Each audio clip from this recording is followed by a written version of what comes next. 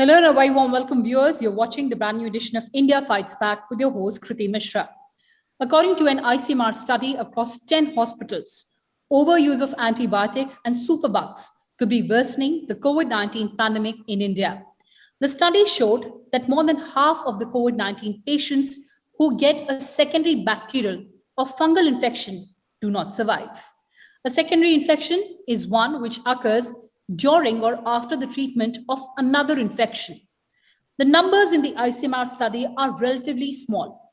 4% of the 17,000 COVID patients studied had secondary bacterial and fungal infections. The researchers studied the demographic data, onset of secondary infection after admission, microbiological and antimicrobial resistance data of fungal and bacterial infections, and clinical outcome data of hospitalized COVID-19 patients. COVID-19 mortality across the world is 10%. The subgroup of patients with COVID-19 plus a bacterial or fungal infection that was part of the ICMR study had 56.7% deaths. And for deeper insights on this, I'm joined by Dr. Shiba Kalyan Biswal, consultant, Department of Pulmonary, Critical Care and Sleep Medicine, Narayana Super Speciality Hospital, Gurgaon, and Dr. Neeraj Nishchal, Associate Professor, Department of Medicine, AIIMS. Welcome to Rajya Sabha Television, both of you. Good evening. Good evening. And Dr. Nishchal, coming to you first, ICMR study showed that several COVID-19 patients developed a secondary bacterial or fungal infection during the course of treatment for COVID-19 or days after recovering from the illness. What has been your experience while treating the patients?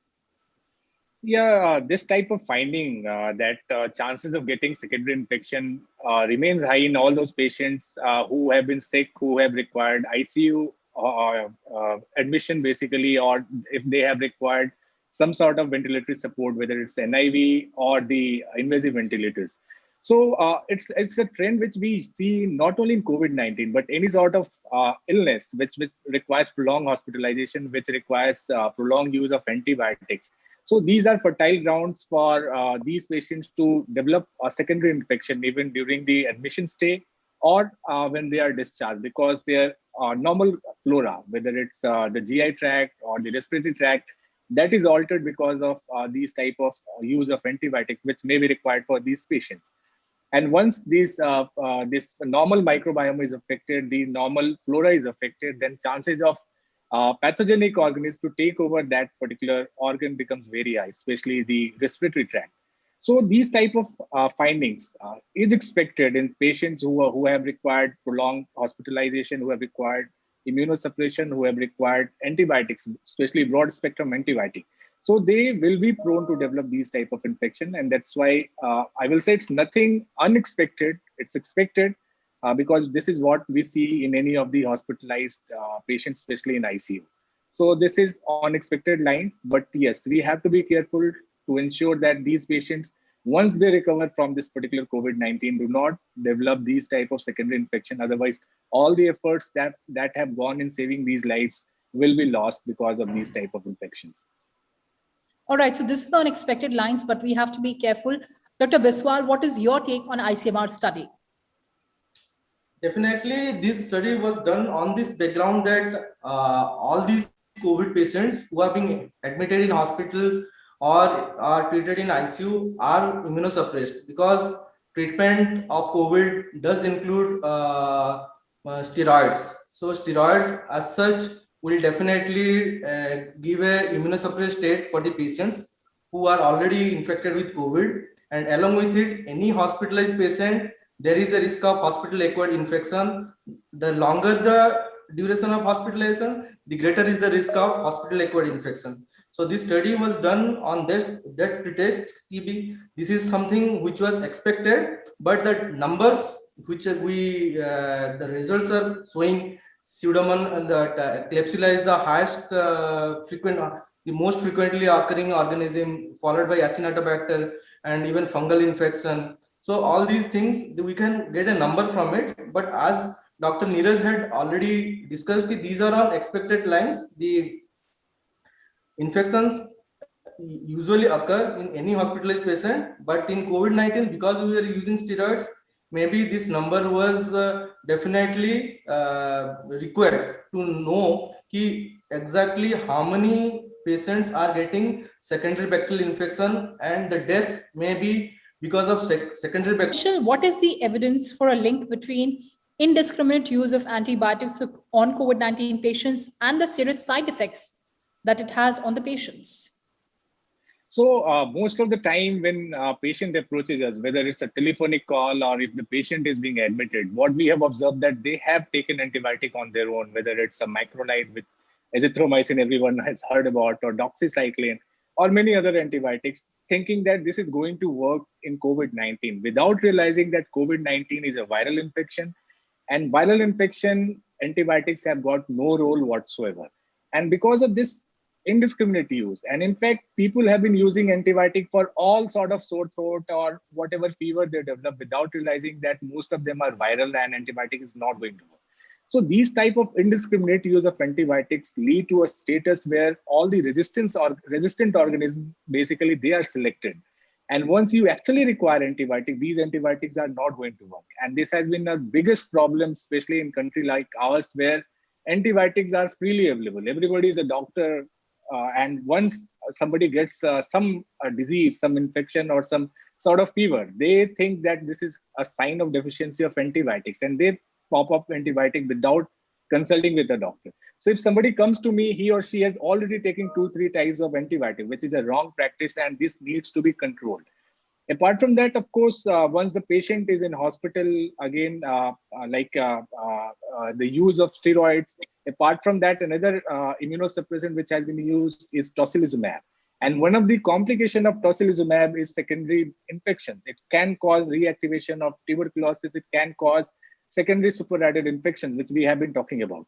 So we have to see all these patients who have developed this secondary infection, how many of them actually got tocilizumab type of therapy, because this can give an idea. Because again, tocilizumab was one of the, I will say, most indiscriminately used immunosuppressant, and we have seen how much rush was there for this tocilizumab. It was black marketed without realizing that all patients may not require tocilizumab. So there are multiple factors. Indiscriminate of use of antibiotics has been a problem, not only in COVID-19, but in other situations as well. And this needs to be addressed at the earliest. Otherwise, we are in big trouble. How do we address that? For that, I'll come back to you. But before that, Dr. Biswal, what are the common sites of secondary infection in COVID-19 patients particularly? Particularly, whenever a patient, hospitalized patients develop a second spike of fever, supposedly the patient presented with fever, then there was improvement in his fever, in his or her fever, and then subsequently after maybe 3 to 4 days of hospitalization, we get again there is a temperature records which is frequently noted. And second is that if the parameters which we usually monitor, like the WBC count, which has a reflection on the underlying bacterial infection, those parameters might be rising. And definitely there are other blood parameters like serum procalcitonin, which we usually check for patients for bacterial infection. And there are also patients who are ventilated, and the patient's oxygen requirement might increase after few days of improvement initially. So in that case also we can suspect there is a secondary bacterial infection while the patient was on ventilator. So these are the signs we usually look for when we are suspecting secondary bacterial infection in hospitalized patients. All right, Dr. Nishal, you were telling us how people worried about possible or actual COVID-19 symptoms and alarmed by global reports about the pandemic have turned to buying antibiotics without seeing a health worker, and in fact have started popping it up as well. How do we address this? This is a very big challenge. So again, I will say the role of print and electronic media will be very important, creating awareness that by popping these pills, we are creating another situation for another pandemic. And that pandemic will be of resistant bacterial infections. And that is going to be, I will say, a bigger challenge than what we are facing in COVID-19. That's for sure, because COVID-19, most of the patients are going to recover on their own. But if you are infected with these type of resistant bacteria, in which no antibiotic is going to work, then nobody can save you. That's for sure. And that's why this type of pandemic, if it happens, and this is what scientists have been predicting, that's going to be a biggest challenge for mankind. I will say it's not COVID-19 is a very small pandemic in if we compare it with that future pandemic if we are not careful. And that's why this has to be very clearly, this message has to be sent to everyone that if you are indiscriminately using antibiotics, that is recipe for I will say a future pandemic which nobody will be able to control, because the newer antibiotics which are being developed and the type of bacterial resistance which we are encountering, of course the bacterial resistance is much ahead of what the antibiotics are in pipeline for us. So we may be in a situation, we keep on seeing patients where all the bacteria are resistant to all sort of antibiotics which exist. So if that become a norm, then once somebody gets infected with these type of bacteria, that person cannot be saved. And of course, the common site of infection, which we talk about, whether it's urinary tract infection, that can lead to urosepsis, and nobody can save if it is with a resistant organism. If it is a secondary chest infection with resistant organism, nobody can save. That's for sure. Fatality will be 100%. So if you ask, if you have to see COVID-19 pandemic and a pandemic because of resistant organism, resistant bacteria, resistant fungus, then of course that will be, I will say, a threat to mankind, and that will threaten our existence. That is a threat to mankind. And of course, we have all sorts of WhatsApp forwards and social media posts prescribing medicines. So that is again, yeah. So that is something which we have to look. See, the messages which are being forwarded on WhatsApp, or for that matter, any social media platform, in the name of eminent doctors and all. These eminent doctors don't have time to type messages and send to masses for benefit of all. That is a giveaway. If nobody has time to, and nobody will, in fact, nobody will prescribe any medication like that to be circulated on a social media platform. So it's very important whenever you get this type of messages on WhatsApp or any social media platform naming some eminent doctor or personality, then that message is fake. And you have to understand that these type of prescription may actually harm you than doing any good. And these type of fake messages, this infodemic, that is again a bigger challenge for us especially during this COVID-19 pandemic. And these things have to be addressed aggressively through print and electronic media. These fake messages have to be weeded out. Otherwise, these are creating more problems, more challenges to doctor community as such, healthcare workers as such. So besides this pandemic, we also have to battle and defeat infodemic, as Dr. Nishal is saying. But coming back to secondary infection, Dr. Biswal, what are the common fungal and bacterial infections that you encounter, and specifically during the COVID-19 period? Commonly, those bacterial infections which we commonly call that MDR, the multi-drug resistant organism. So these include your Klebsiella pneumoniae, Acinetobacter, and Pseudomonas. These are the predominant bacteria which we usually isolate from patients who have been hospitalized for a prolonged period of time. Similarly, we can isolate fungus like Candida, Aspergillus, or Mucor in patients who are having fungal infection or fungal sepsis. Okay, and this is also, we witnessed this before the pandemic, before COVID-19 struck us. Right. So before the pandemic also, all those ventilated patients, all those patients who have been treated in ICU, or those prolonged hospitalized patients do develop all these type of bacterial or fungal infection. And given that what we had already discussed, because the overuse of steroids or the immunosuppressants which we are talking about, like tocilizumab, these infections definitely have been at a higher chances of occurring. And definitely we are isolating these organisms in our hospital also. A lot of bacterial and fungal organisms have been isolated from the urine culture, from the blood culture, from the ET culture. So these are the specimens which we are getting positive for both bacterial and fungal sepsis. So Dr. Nishal, how difficult is it to treat secondary infection, whether of COVID or otherwise any other disease? So if you're lucky, the organism which we isolate, whether it's bacteria or fungus, that will be susceptible to the antibiotics which we have. And if you are not, I will say, fortunate enough, then it will be some multi-drug resistant organism. And in that case, the chances of not being able to save such patient will be very high. So I will say it's like a lottery for you. So that's why it's important that this indiscriminate use of antibiotic, which is happening in our society, that has to stop. And of course, hospital infection control practices, the teams should be in place to investigate any such sort of outbreak of any of the drug resistant organism in ICU or hospital setting, so that adequate preventive steps can be taken. Because after all, once the environment is clean, the instruments which we are using, the all other parameters which needs to be kept clean, or basically a clean hygienic environment, that is very important. And that's why hospital infection control practices and a team should be in place to investigate all sort of these type of drug resistant outbreaks, so that corrective steps can be taken. Because if it happens, then it's invariably fatal for the patient. It is invariably fatal. And as you're mentioning about the preventive steps, let me also get in the views of Dr. Biswal on this. Dr. Biswal, of course, we understand that we have to check the indiscriminate use of steroids and antibiotics. What are the other measures that the patients need to keep in their minds?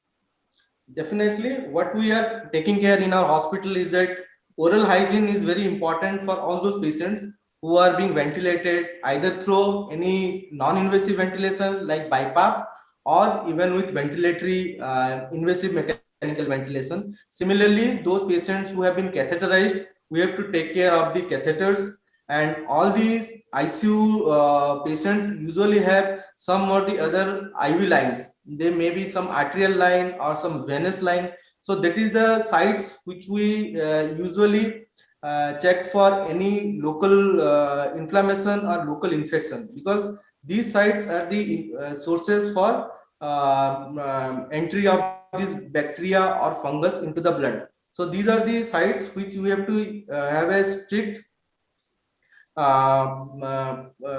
records of these infection control practices, so that the nurses who exactly take care of the patients at the bedside, they do take care if these sites are not infected, and so that the hospital acquired infection doesn't go into the patient's blood or the any of the local sites. But Dr. Biswal, what are the chances of getting this infection post-recovery once the patient reaches back his or her home? That too, there is a risk always, because there is always a lag period between manifestation of the disease and the infection per se. So whenever someone is discharged from the hospital, so maybe 3 days, 5 days later, there might be manifestation of the infection. They might get high grade fever, they might get a UTI, they might get a secondary pneumonia. So all these things can be manifested 3 to 5 days after hospital discharge also. So these things we always tell our patients ki whosoever gets any new symptoms, any fever, any breathlessness, any type of dysuria or any symptoms of infection, you please contact us or visit our emergency, so that adequate cultures can be taken and symptomatic or antibiotic can be started at the earliest. All right, so this is the biggest message to all those people who are recovering from this pandemic, that do watch out for your symptoms. But Dr. Nishal, another important aspect that I'd like to touch upon and would like to explain to our viewers, in a caution, the ICMR study said, and I quote, predominance of gram-negative pathogens in COVID-19 patients, coupled with high rates of resistance to higher generation antimicrobials, is an alarming finding, unquote. Help us understand gram-negative and gram-positive pathogens. So the bacteria can be classified depending on what type of stain they take, whether they take a stain or not. And depending on that, they can be classified either as gram-negative or gram-positive. Then there are organisms which are labeled as acid fast bacilli type of thing. That is tuberculosis is one of the very important. So it's just a classification based on how to identify this particular organism. So gram-negative bacteria have always been the biggest challenge as far as hospital-acquired infection or secondary infection is concerned, because they are the predominant organisms which we isolate in our patients. and they are the important cause for urinary tract infection, the chest infection, or any abscess anywhere in the body. And of course, depending on what type of organism that particular hospital sees, or what type of antibiogram, basically antibiogram is the antibiotic susceptibility for various organisms.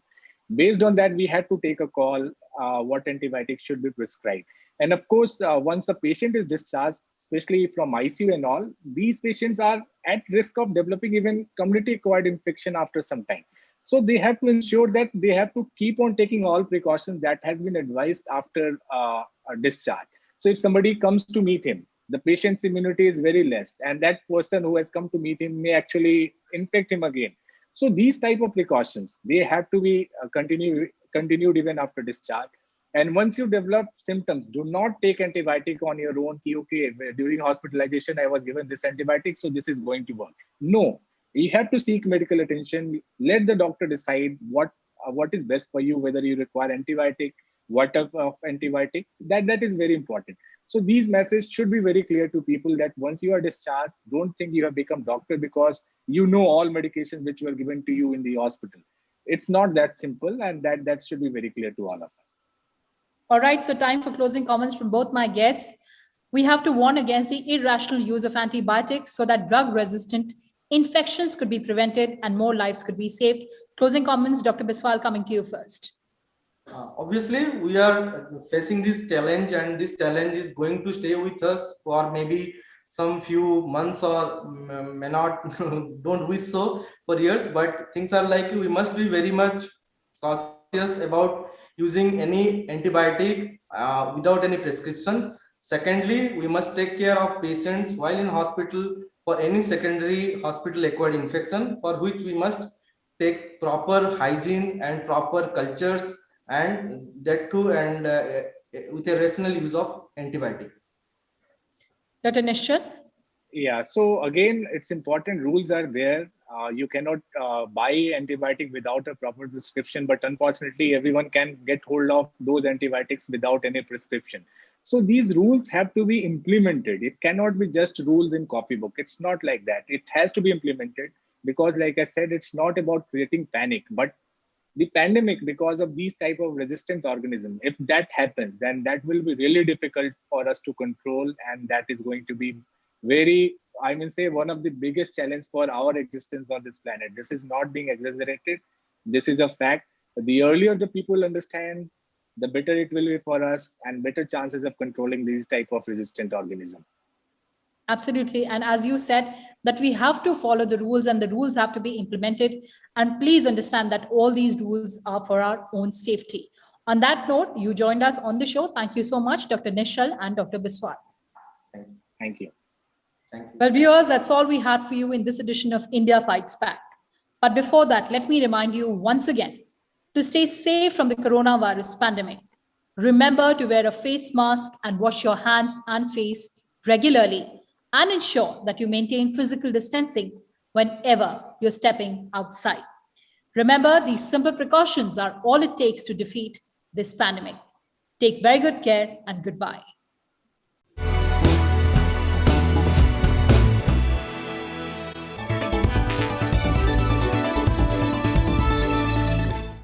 देश में लगातार 15वें दिन कोविड-19 बीमारी से स्वस्थ होने वाले लोगों की संख्या दैनिक नए मामलों की संख्या से ज्यादा दर्ज की गई है। वहीं 12वें दिन 3 लाख से कम नए मामले सामने आए हैं। दैनिक पॉजिटिविटी रेट 9% हो गया है। 10 मई 2021 को अपने आखिरी चरम पर पहुंचने के बाद से सक्रिय मामलों की संख्या में लगातार कमी आई है। अब सक्रिय मामले देश के कुल कोविड पॉजिटिव मामलों का केवल 8.50% हैं। दैनिक नए मामलों की संख्या में लगातार देखी जा रही कमी के साथ भारत में अब लगातार 12वें दिन कोविड-19 के नए मामलों की संख्या 3 लाख से कम दर्ज की गई है। इस हफ्ते ये 2 बार 2 लाख से नीचे दर्ज की गई है। साथ ही भारत में बीमारी से स्वस्थ होने वाले लोगों की दैनिक संख्या कोविड-19 के दैनिक नए मामलों से लगातार 15वें दिन ज्यादा है। पिछले 24 घंटे में दैनिक नए मामलों की तुलना में बीमारी से 73,095 ज्यादा लोग स्वस्थ हुए हैं। भारत में पिछले 24 घंटों में कुल 20,70,000 से अधिक जांच हुई, जिसके साथ अब तक हुई जांच की कुल संख्या 33 करोड़ 90 लाख है। जहां एक तरफ पूरे देश में कोविड की जांच बढ़ गई है, वहीं दूसरी तरफ साप्ताहिक पॉजिटिविटी रेट भी लगातार घट रहा है। साप्ताहिक पॉजिटिविटी रेट इस समय 10.42% है, जबकि दैनिक पॉजिटिविटी रेट घटकर आज 9% हो गया। ये लगातार 4 दिनों से 10% से कम बना हुआ है। भारत में कोरोना वायरस के दैनिक आंकड़ों में गिरावट जारी है। बीते 24 घंटे में कोरोना वायरस के 1,86,000 नए मामले सामने आए हैं, जो देश में 44 दिनों बाद कोविड-19 के सबसे कम नए मामले हैं। हफ्ते में ये दूसरी बार है जब संक्रमण का आंकड़ा 2 लाख से कम रहा है। सोमवार को पहली बार 2 लाख से कम मामले सामने आए थे। वहीं पिछले 24 घंटे में 2,59,459 मरीज कोविड-19 से ठीक हो गए हैं। केंद्रीय स्वास्थ्य मंत्रालय के मुताबिक देश में रिकवरी रेट बढ़कर 90.34% हो गया है। पिछले 24 घंटों में एक्टिव केसों की संख्या में 76,000 से अधिक की कमी हुई है, जिसके बाद अब देश में कोरोना के सक्रिय मामलों की कुल संख्या 23,43,152 हो गई है। देश में कोरोना से अब तक 2,48,93,410 मरीज ठीक हो चुके हैं। वहीं पिछले 24 घंटे में 3,000 से अधिक लोगों की मौत हुई है। देश में अब तक 20,57,00,000 से